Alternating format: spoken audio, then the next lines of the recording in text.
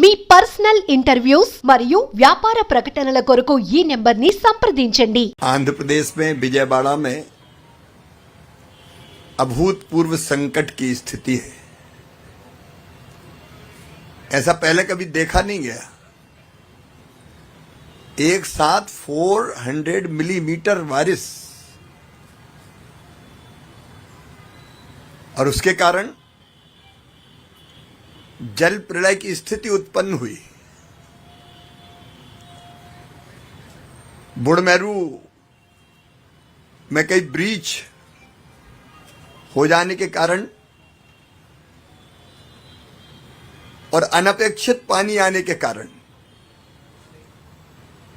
विजयवाड़ा में पानी भरा हुआ है।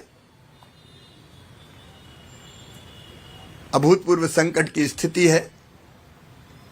लेकिन मैं आंध्र प्रदेश के मुख्यमंत्री और देश के सम्मानीय नेता श्रीमान चंद्रबाबू नायडू गारू जी को इस बात के लिए धन्यवाद दूंगा कि वो और उनकी पूरी टीम 24/7 यहीं उनका सेक्रेटरिएट बना लिया कलेक्ट्रेट को और 24 घंटे काम कर रहे हैं। जब से ये संकट की स्थिति पैदा हुई, प्रदेश की सरकार ने सीएम साहब के नेतृत्व में दिन और रात काम किया और केंद्र ने भरपूर सहयोग किया। एनडीआरएफ की टीमें यहां काम कर रही है लगातार। एयरफोर्स के, नौसेना के हेलीकॉप्टर्स जितने मांगे गए, केंद्र सरकार ने, प्रधानमंत्री जी ने, होम मिनिस्टर साहब ने उनको भेजने का काम किया और दिन और रात राज्य सरकार के साथ मिलकर संकट की स्थिति से जनता को निकालने का प्रयास किया। और इसलिए इतने भयानक जल प्रलय के बाद भी ह्यूमन लॉस, मानव जीवन का नुकसान बहुत न्यूनतम हुआ है। अगर सरकार इतनी दक्षता से काम नहीं करती तो यह स्थिति बहुत भयावह हो जाती। अब तत्काल जो सवाल सामने है, जैसे कि सम्मानी बाबू बता रहे थे आपको, कुछ शॉर्ट टर्म प्लानिंग करनी पड़ेगी। आज मैं विजयवाड़ा शहर में पानी में भी उतर के घूमा, हमारे स्थानीय केंद्रीय मंत्री, हमारे स्थानीय आईटी मिनिस्टर, एमएलए, एमपी के साथ, और मुझे इस बात का संतोष है कि प्रशासन के हर एक डिपार्टमेंट के साथ यहां के हमारे जनप्रतिनिधि काम में लगे हुए हैं। एमपी, एमएलए, मिनिस्टर्स, और अलग अलग वार्ड को एक एक जिम्मेदार आईएएस अफसर के हवाले किया गया है। मैंने लोगों से जाके चर्चा की तो तकलीफ तो है, 5 दिन हो गए पानी भरे हुए, लेकिन बावजूद इसके चाहे फूड पैकेट्स हो, दूध का, मिल्क का इंतजाम हो, पीने का पानी हो। ड्रोन से पहली बार सद आंध्र प्रदेश में आपके लीडरशिप में यह प्रयोग हुआ है। ड्रोन से फूड पैकेट्स, मिल्क पैकेट्स ये ड्रॉप किए गए, लोगों तक पहुंचाने का प्रयास किया गया है और लोगों ने बताया कि मिल रहा है उनको। और एक टीम लगातार फोन करके पूछ रही है, जिसकी मॉनिटरिंग स्वयं चीफ मिनिस्टर साहब कर रहे हैं। तो लोगों की संतुष्टि का स्तर कि हमको मिल रहा है वो बहुत ऊंचा है। लेकिन संकट तो अभूतपूर्व है।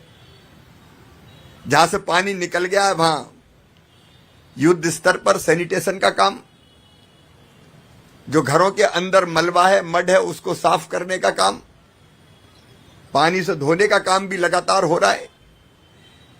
पशु मारे गए तो एनिमल हस्बेंड्री की टीम भी लगातार काम कर रही है।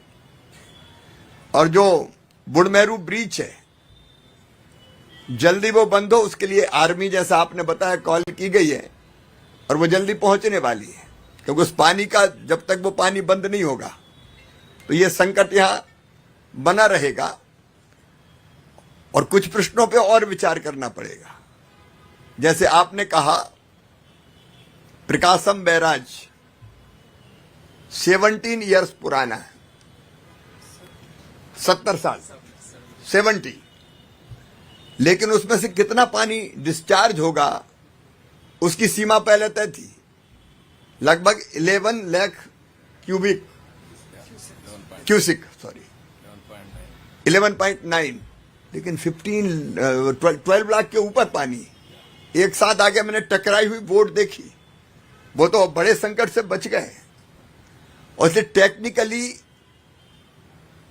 इस डिस्चार्ज को कैसे बढ़ाया जाए उसके लिए हमारे होम मिनिस्टर श्रीमान अमित शाह जी ने आपने मांगी, टीम भी भेजी है।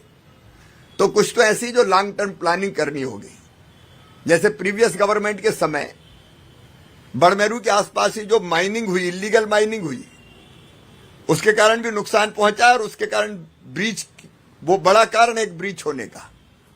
तो इन चीजों को भी ढंग से देखना पड़ेगा। लेकिन तत्काल जो आपकी प्राथमिकता है जनता को राहत देने की, क्रॉप डैमेज भी काफी हुआ है। अभी मैंने देखे बनाना का जो प्लांटेशन था वहां हमने देखे फूलों की यहां खेती होती है, हल्दी, सारी क्रॉप्स को भी नुकसान हुआ है।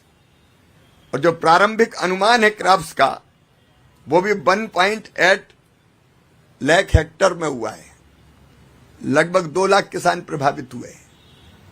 लेकिन क्षति के आकलन के लिए हमारे गृह मंत्री अमित शाह जी ने एनडीआरएफ की टीम भेजी है। नुकसान का आकलन प्रारंभ कर दिया गया है। मेरे साथ भी कृषि विभाग की आंध्र प्रदेश को देखने वाली ज्वाइंट सेक्रेटरी एग्रीकल्चर जो देखती है मेरे साथ ही आई है। तो क्षति के आकलन का काम पूरा करने के बाद, जैसा आदरणीय मुख्यमंत्री जी कह रहे थे, घरों में भी जो लॉस हुआ है, घरेलू सामान का, दुकानों में व्यापारियों को नुकसान हुआ है, वो बड़े व्यापक पैमाने पर हुआ है।